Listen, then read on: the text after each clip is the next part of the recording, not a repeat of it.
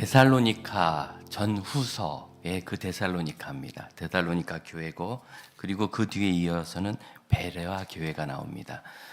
비교되듯이 나란히 나오는데 바울이 데살로니가에서 3주간 전도한 것으로, 2절에 보니까 새 안식일이죠. 이게 전도한 것으로 나오고, 그리고 거기에서 유대인들이 한 3주 만에 폭동을 일으키고 사도 바울을 공격하니까 데살로니가 성도들이 제가 보니까 꽤 유능한 분들이세요.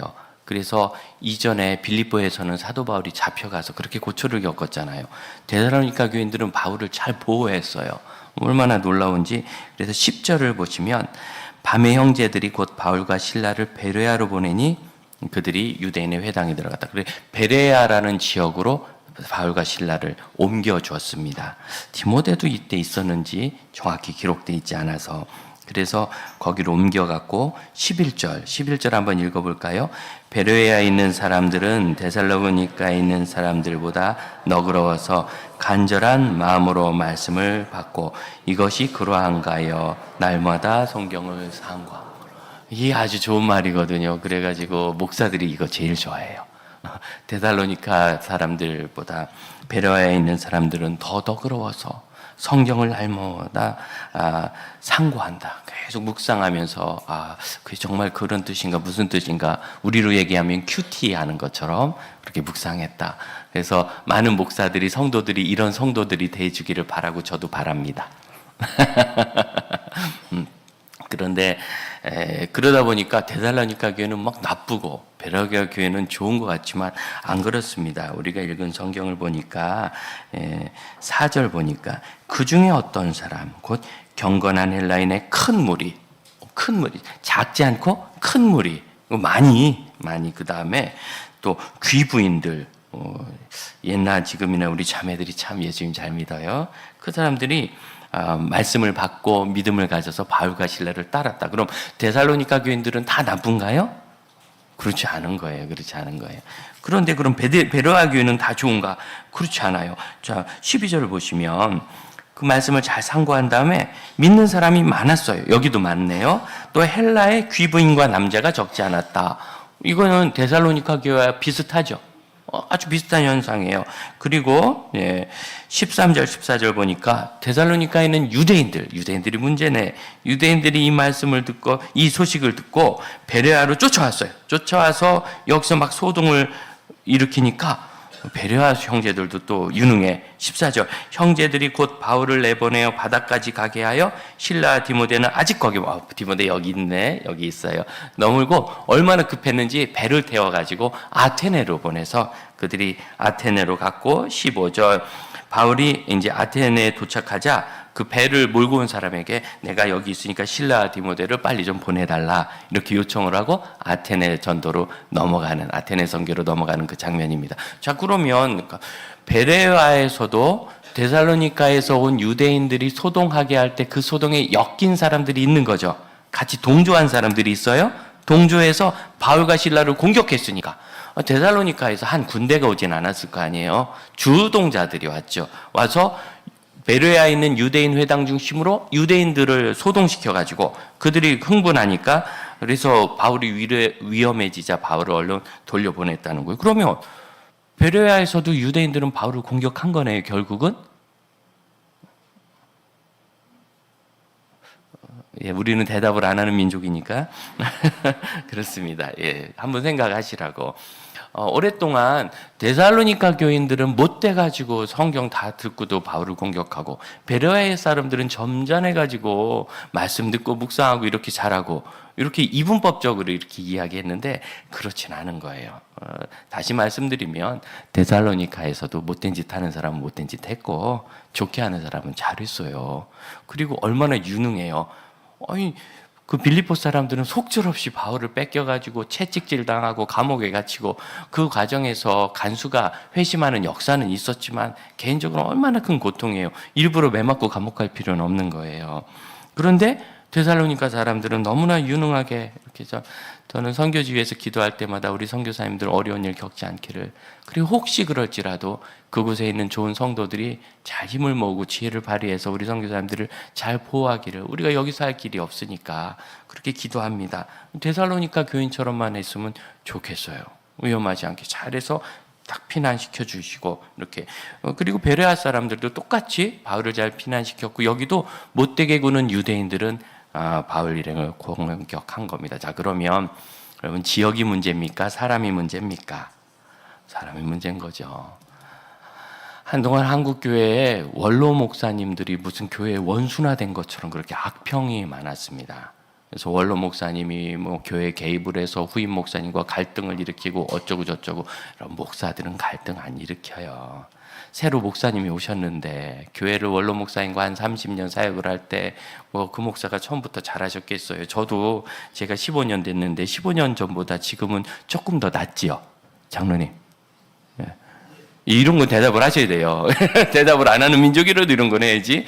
예, 그렇지. 제가 15년 뒤엔 더 낫지 않겠습니까? 그럼 은퇴네. 그래, 15년 동안, 30년 동안 쭉 하면서 목사님도 성장하고 성도들도 성장하면서 이제 여유 있어졌는데, 새로운 40대 초반 목사님, 30대 후반 목사님은 아직도 목회자 된 지 10년밖에 목사를 30살에 되거든요. 우리 교단은 빠르면. 그러니까 제가 제일 빨리 된 케이스에 딱 30살에. 그렇게 되니까 아직 경험이 많지 않고 또 당회를 해본 적이 없어서 어떻게 당회를 인도할지도 모르고, 그러니까 이제 어설프잖아요. 그럼 이제 목사님, 성도들이 막 답답하고 그리고 불안해. 새로 오신 목사님이 교회를 잘 못하면 어떡하지? 그리고 원로 목사님한테 가서 쪼로로 얘기하는 거예요. 그럼 원로 목사님이 걱정스러우니까 후배 목사를 불러서 이렇게 얘기한다는 게 본의 아니게 잔소리가 되지. 그래서 갈등이 이렇게 한단 말이지, 무슨 원로 목사님이, 새로 오신 목사님이 잘하시면 할 말 없지 뭘 잔소리를 하겠어요. 못해서가 아니고 뭐 그런 가운데서 있는 일이지, 원로 목사 제도가 문제 있는 제도는 아니고, 세계에 없으니까 나쁜 게 아니라 한국 교회가 가난하고 어려울 때, 그때 교회 성도들이 우리 목사님 자지간 교회만 부흥하고 우리가 힘이 생기면 어쨌든지 죽으실 때까지 책임지고 돌보고 목사님의 기도받고 사랑받고 싶다. 그래서 담임 목사님이 계셔도 우리 칠순 팔순 잘체할 때는 원로 목사님 모시기도 하고, 아이들 주례도, 왜 아이 태어날 때 하고 새 유아 세례도 다 주셨으니까 주례도 부탁하고, 뭐 나쁜 게 아닌데 마치 원로 목사님이 악의 축인 것처럼 이렇게. 요즘 제가 집회하고 강의를 하러 다녀보면 깜짝 놀라는 것이, 교회가 크든 작든 안정적인 교회들이 있어요. 성도들도 너무 훌륭하고 그 안에 있는 젊은 집사 권사님들이 아주 교회를 내 집처럼 생각하면서 편하고, 그러면서 교회의 공동체를 존중하고, 보니까 목사님 한 분이 한 30년씩 목회하시면서 쭉 양육한 교회들이 그런 좋은 결과가 있더라고요. 그러니까 그건 원로 목사님의 문제가 아니라 어떤 분들이 어떻게 그 사역을 하느냐의 문제인 거예요. 구미에 있는 한 교회 장로님이 늘 기도하는 기도 제목이 이거더라고요. 하나님, 우리 교회도 원로 목사님이 계시기를 바랍니다. 늘 기도를 해요. 왜?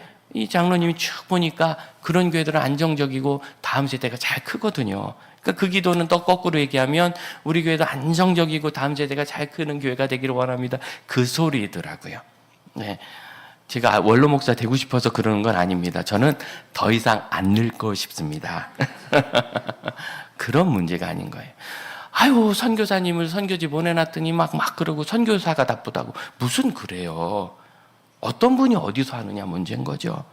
평신도가 갔더니 일을 잘하더라. 아니, 그분이 제일 잘한 거고. 목사님이 갔더니 훨씬 잘하더라. 아니, 목사님이 잘한 거고. 평신도 중에도 못하는 분이 있고 목사님 중에 못하는 분이 있고. 제일 위험한 선교지의 사람들은 은퇴 후에 선교지에 가신 실버들이에요. 이분들은 그냥 기본적으로 잔소리를 장착하고 가셔서 온 지 얼마도 되지도 않은 주제에, 왜 선교지에 가보면 마음대로 안 되거든요.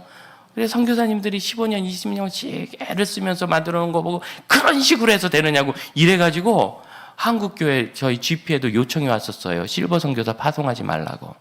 와가지고 공동체를 깨치고 해친다고. 아니요, 실버가 문제가 아니라 그분이 그런 거예요. 그분이. 그러니 여러분, 유대인들이 지금 바울 일행을 박해했다 그래서 유대인이 나쁘다. 바울은 유대인이에요. 바리새인 중에 바리새인이고. 그렇죠? 디모데는 유대인은 아니었지만 유대인화된 이방인이었어요. 신라. 도대체 바나바. 뭔 유대인이 나쁘다는 거예요? 다 유대인이네. 12제자. 다 유대인이네. 그렇죠? 그러니까 유대인의 문제라고 하면 안 되고 그런 생각을 하는 분들의 문제예요. 오히려 바울은 로마서에서 뭐라고 얘기하느냐. 유대인은 뭐가 유익하냐? 유대인이 나은 점이 뭐냐? 범사의 모든 일에, 여러분 범사는 모든 일이라는 뜻입니다. 모든 일에 유대인들이 낫다. 유대인인 게 특권이다. 어떤 게? 제일 먼저는 그들은 하나님의 말씀을 받았다. 구약 성경 이거 유대인들에게 주신 거예요. 예배, 성전 다 유대인들에게 주신 거예요. 신약 성경의 대부분도 바울이 많이 썼고 요한복음 요한 1, 2, 3 베드로 전후서 베드로 마가복음의 마가 누가복음만 빼고는 다 유대인이 써. 유대인에게 주신 거예요. 66권 거의 다. 여러분 생각해 보세요. 이렇게 유대인은 큰 유익을 갖고 강하고 귀하게 주님께 쓰임받은 사람들인데 데살로니카에서도 베로에아에서도 이전에서도 유대인들 공동체가 복음을 박해하고 예수를 박해하죠. 예수를 십자가에 못 박은 이도 유대인이었어요. 그 예수님의 제자들도 유대인이에요. 그러니까 유대인이 좋다 나쁘다 할 게 아니라 누구냐가 문제. 여러분 이거는 조심해야 됩니다. 나는 목사니까 나는 말씀 사랑하고 난 경건해. 아니죠. 제가 말씀을 사랑하고 경건해야죠. 그래 목사다운 거예요. 난 선교사니까 하나님은 선교사 편이요. 아니요. 선교사가 하나님 편이 돼야 하나님 선교사 편 되는 거예요. 선교사가 하나님 편이 아니고 뭐 잘못하는 분도 솔직히 계세요. 목사님들 중에도 있고 장로님 중에는 없나요? 잘못하는 장로님? 권사님 중에는 없나요? 잘못하는 권사님? 그럼 장로가 문제예요? 권사가 문제예요? 아니죠. 성도가 문제예요? 오늘날 교회 문제. 동사무소 직원이 교회 문제 일으킵니까? 서울시청 직원이 일으킵니까? 교인들이 일으키잖아요. 교인들이. 그럼 교인들이 다 문제예요? 아니죠. 누구냐가 문제예요. 여러분 우리는 하나님 앞에 복음이란 특권을 얻었습니다. 구원의 특권을 얻었습니다. 여러분 가정에서 내가 예수 믿게 된 게 얼마나 놀랍습니까? 저처럼 불신 가정에 있었던 사람은 기적 아닙니까? 이 특권을 어떻게 쓰십니까? 옛날에요 이런 잘못하는 분 계셨어요. 나는 예수님 믿으면 다 괜찮아. 죄 용서받았으니까. 그래서 막 며느리한테 학대하고 며느리 학대하고 막말하고 그래가지고 시리가 뭐라고 얘기하는 흥분해서 이런 일이 생겨요. 여러분 이거는 절대로 조심해야 됩니다. 내가 믿음이 있고 경험이 많다고 귀한 사람 되는 거 아니고 귀한 말을 하고 귀한 행동을 해야 합니다. 귀한 말을 하고 귀한 행동을 해야 합니다. 사춘기 애들 못됐다고 뭘 못돼요? 도대체 사춘기 애들이 10만 원 드리니까 좋습니까? 우리 어르신들 그 돈은 큰 돈은 아니죠. 뭐 그거 가지고 떡을 산들 몇 개 사겠어요. 그러나 사춘기 애들이 상금 받아서 기꺼운 마음으로 우리 할머니 할아버지 드린다고요? 좋아요 하고 드린 이 마음이 귀하잖아요.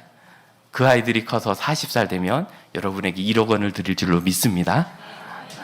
지금은 열 몇 살이라 10만 원밖에 없지만 40살이 되면 드릴 거예요.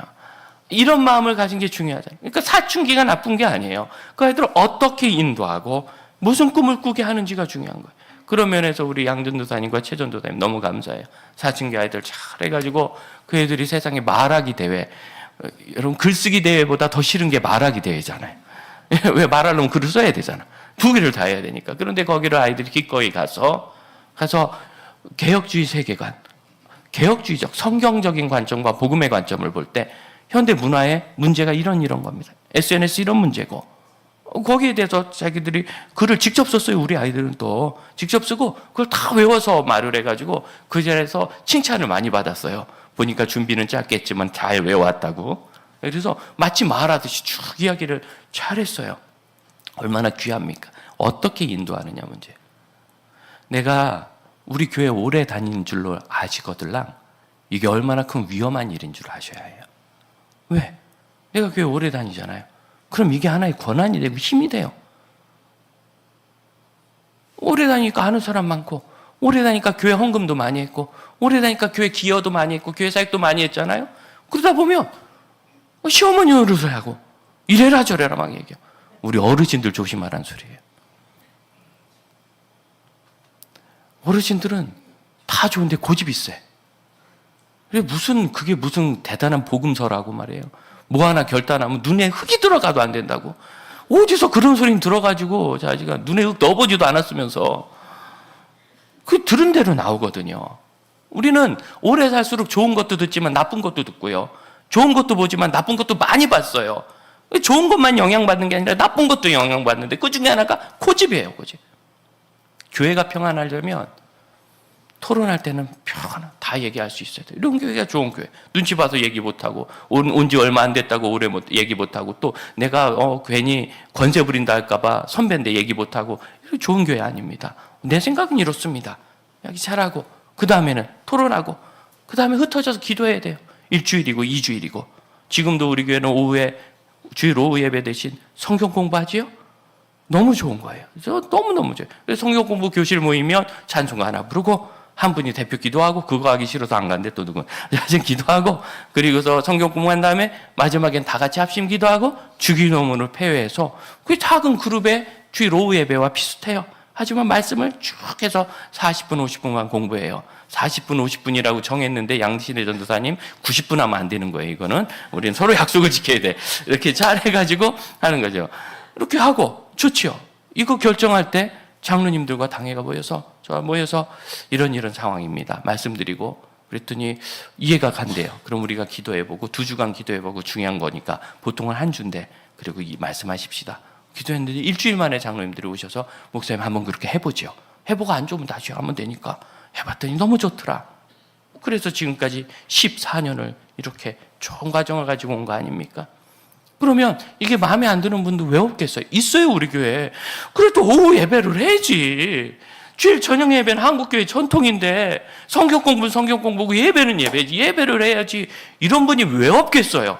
있지만 토론하고 기도하고 결정하면 따르는 거예요. 아멘?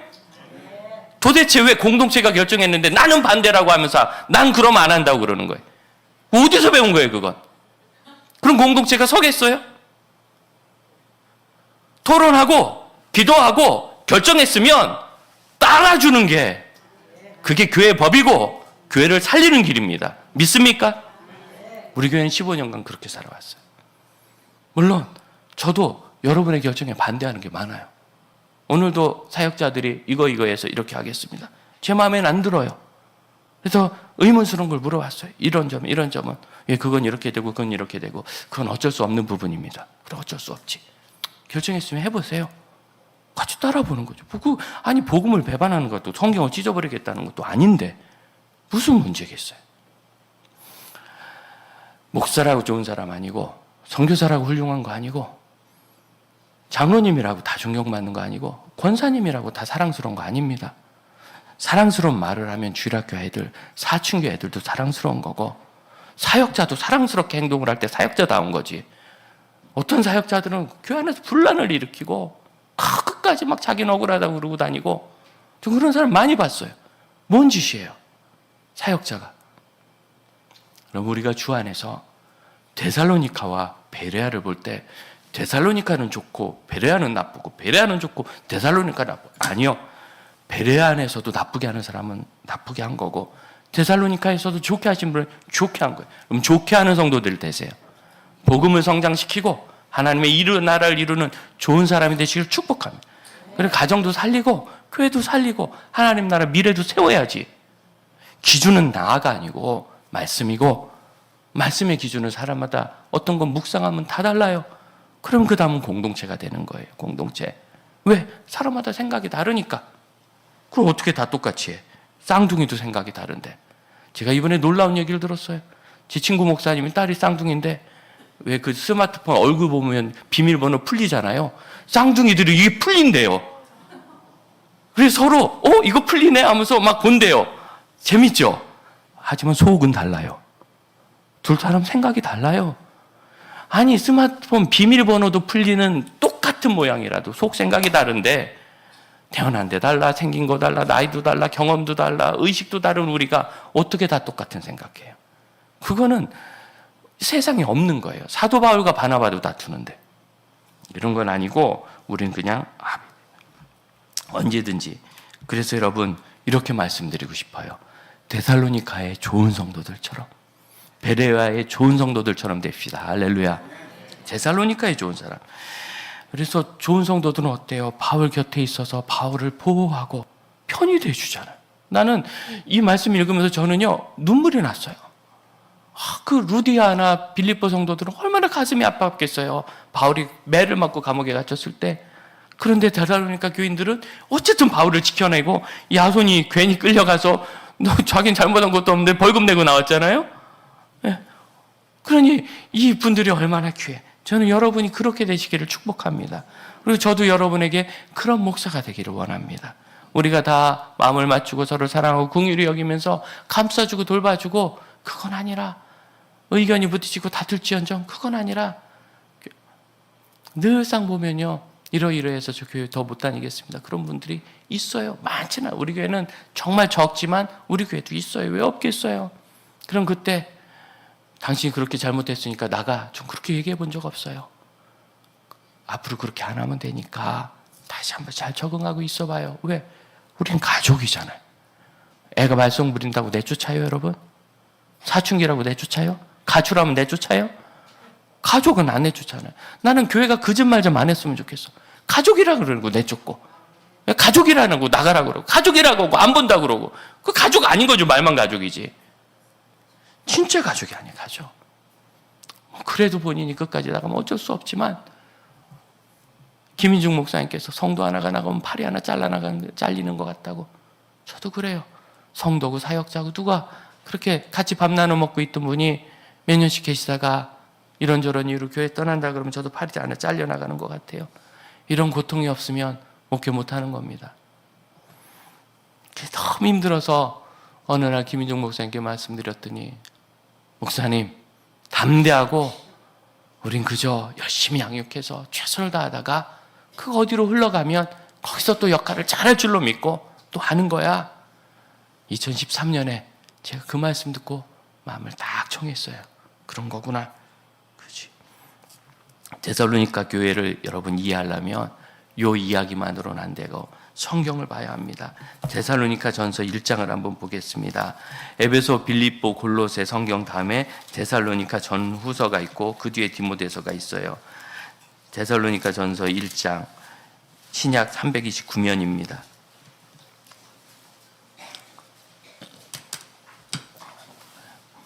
바울이 인사합니다. 바울과 실로아노, 실라와 디모데는 사역했던 세 사람이죠. 2절, 우리가 너희 모두로 말미암아 항상 하나님께 감사하며 기도할 때마다 너희를 기억함은, 사도 바울의 마음이 지금 데살로니가 교회에 있는 거예요. 여러분, 이걸 아셔야 되는데, 데살로니가 교회는 기가 막힌 교회입니다. 데살로니가에서 쫓겨났을 때 바울이 베레아로 갔죠. 근데 여러분, 데살로니가와 베레아는 가까워요. 지난번에 성지순례 저랑 같이 다녀오신 분 가깝죠. 베레아는 지나가다 여기가 베레아 지역이에요. 이렇게 가깝나? 버스로 가면요 한 20-30분 거기에요. 그럼 여러분 생각해 보세요. 목숨의 위험을 느껴서 쫓겨 피했으면 멀리 가야지. 그렇게 가까이 가면 안 되죠. 이 소리는 뭐예요? 바울이 다시 데살로니가로 갈 생각이 있었다는 뜻이에요. 그래서 데살로니가, 우리가 읽었던 17장, 사도행전 17장 1절을 보면 바울이 어디는 숙지나서 데살로니가로 갔다. 여기가 마게도냐라는 한 지역의 주도, 중심 도시가 데살로니가거든요. 지금도 아주 큰 항구 도시고, 그래서 바울은 거기서 꽤 비전을 가지고 사역을 했고, 정말 이렇게 부흥도 많이 된 것 같아요. 짧은 기간 안에. 그리고 유능하고. 그러니까 바울 생각에는 이 데살로니가 교회야말로 이 마케도니아 아가야, 그리스와 마케도니아 지역, 고린도 지역까지 이 전체에 어떤 리더십을 가진 교회다. 그런 생각을 했던 것 같아요. 제 생각인데. 그래서 가까이 베레아에 있으면서 다시 데살로니가 갈 생각을 한 것 같아요. 그러다 거기서 쫓겨나가지고 아테네로 가서 거기 디모데를 만나요. 그리고 디모데를 다시 데살로니가로 보냅니다. 걱정스러우니까 이렇게 해라 이거 준비시켜서 보내고, 바울은 아마 그때 신라도 갔을지 몰라요. 바울은 다시 고린도로 가서 고린도에서 디모데가 다시 오는 것을 맞이합니다. 그리고 그 고린도에서 편지를 쓴 것이 데살로니가 전서예요. 그러니까 여러분, 에베소 교회에 에베소서를 바울이 썼어요. 언제? 3차 전도 여행 때 에베소에서 목회하면서 교회가 크게 부흥하고 바울이 로마 감옥에 갇혀서 가택 연금 상태에서 에베소서를 썼어요. 그러니까 시간이 많이 지났죠. 떠난 지 오래됐죠. 하지만 데살로니가 전서는 바울이 데살로니카에서 쫓겨나고 얼마 되지 않아서 쓴 거예요. 왜 이렇게 했을까? 그만큼 바울의 마음이죠. 그래서 이 2절을 그냥 읽으시면 안 되고, 바울의 마음은 지금도 아직도 데살로니카에 가 있는 거예요.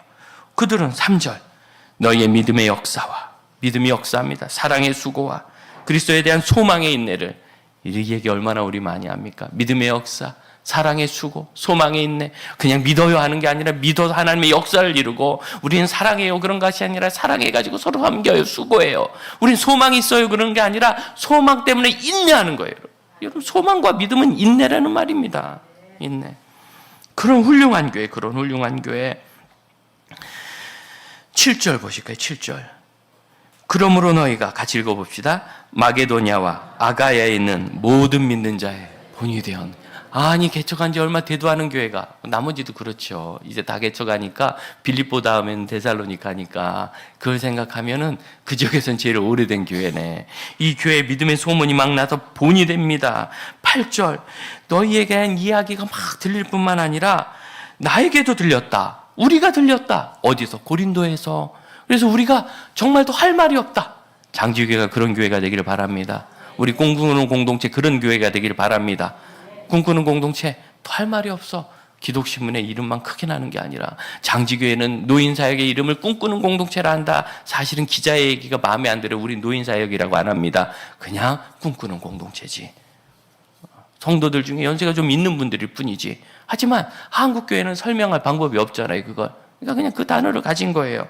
그래서 장지교회 꿈꾸는 공동체, 얼마나 사랑이 넘치고 소망이 있는지, 우애가 좋은지 우린 더 할 말이 없도다.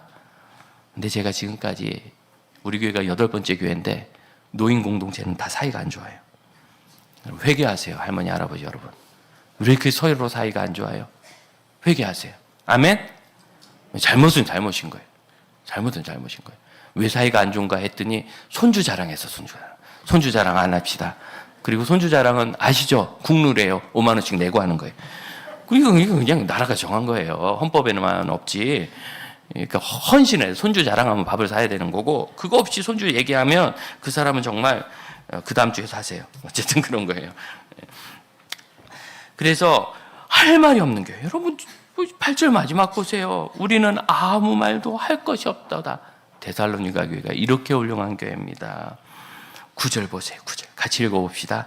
그들이 우리에 대하여 스스로 말하기를, 우리가 어떻게 너희 가운데 들어갔는지와 너희가 어떻게 우상을 버리고 하나님께로 돌아와서 살아계시고 참되신 하나님을 회개의 열매가 다 우상 버리고 하나님께 돌아오는 거지만, 이 이야기를 직접 써준 교회가 어디입니까? 데살로니카입니다. 이렇게 대단한 얘기 보셨습니까? 그렇게 데살로니카 교회는 훌륭한 교회가 됐어요. 우리 교회가 닮아갈 수 있기를 축복합니다. 상황이 어렵고 환경이 어렵고 여건이 그렇게 성숙하지 않았을지라도요, 거기서도 헌신된 사람은 헌신하고, 거기서도 사랑하는 사람은 사랑하게 돼 있어요. 우리 집안이 아주 엉망이고 집안이 그냥 난리가 났어도 거기서도 헌신할 자손은 헌신하고 사랑할 자손은 사랑하게 되어 있습니다. 그런 분들이 되시기를 축복합니다. 그런데 여기 보니까 9절에 우리가 어떻게 너희 가운데 들어갔는지와, 어떻게 들어갔어요? 여러분 생각해 보세요. 빌립보에서 매를 맞고 2장 2절에 나옵니다. 보세요. 너희가 아는 바와 같이 우리가 먼저 빌립보에서 고난과 능욕을 당하였으나. 여러분, 바울과 실라가 감옥에서 찬양한 것 가지고 여러분 영광 가운데 있었던 거로 오해하면 안 됩니다. 바울과 실라는 빌립보에서 고난뿐만 아니라 능욕을 당했습니다. 그럼 고난은 참지만 능욕은 참기 어렵지 않아요? 자존심 상하고 모멸감 느끼고 나를 무시하는구나 생각되고, 고난과 능욕. 그런데 이렇게 고난과 능욕을 당해도 내가 바르면 괜찮아요. 이쁜 말 하세요. 아멘. 이쁜 행동하세요. 아멘.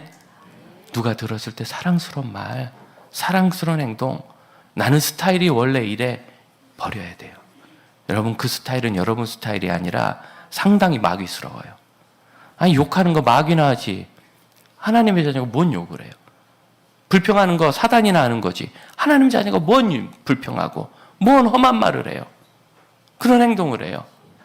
여러분 그 스타일 아니에요. 여러분 하나님의 자녀입니다. 믿습니까? 고난과 능욕을 당했지만 바울은 그런 사람 아니에요. 그렇기 때문에 바울은 거기서 찬양하고 도망도 안 가서 빌립보 간수를 그 목숨을 살리고 가장의 목숨을 살렸으니 집안 사람 다 살린 거 아니에요? 집안을 살리고 그냥 살려준 게 아니라 구원받도록 해줬어요. 바울이 거기서 똑같이 속되게 굴었다면 억울하게 날 가뒀어? 난 도망가 준다. 다 죽는 거예요. 살리는 사람이 돼야 돼요. 살리는 사람. 결국 이 빌립보 전도는 사도 바울이 고통을 당한 가운데 있었습니다. 그래서 3장 6절을 보면 지금 디모데가 너희로부터 와. 2절을 보면 3장 2절 우리가 일꾼인 디모데를 너희에게 보내노니 이게 과거형이에요. 이거 왜 성경에 안 바꾼지 모르겠어요. 영어 성경을 보면 다 sent로 되어 있습니다. 보내었다. 옛날에 보냈어요? 언제? 아마 아테네에서. 그리고 지금 6절 돌아왔어요. 어디? 고린도에서. 이렇게 추측하는 것이 적절합니다. 그래서 고린도에 있는 바울에게 바울이 이제 아테네에서 디모데에게 디모데 우리가 급하게 데살로니가에 쫓겨와서 이런 거 안 한 거 있는데 이걸 가서 자네가 좀 가르쳐주게. 내 제자 디모데 네가 해야 된다. 잘해라. 왜? 그걸 하기 위해서 베레아에서 이제 가까운 곳에서 다시 데살로니가 가고 싶었는데 거기서 마저 쫓겨났네. 그래서 이 선교사의 마음이 얼마나 아파요. 하지만 하나님이 그 교회를 지키셨어요. 하나님이. 그리고 이제 고린도 와서 들어보니까 더 할 말이 없어요. 너무너무 신앙생활을 잘하는 거예요. 거기는 성도들이 그 어려운 상황에서 더 할 말이 없고 너무 마음이 좋아요.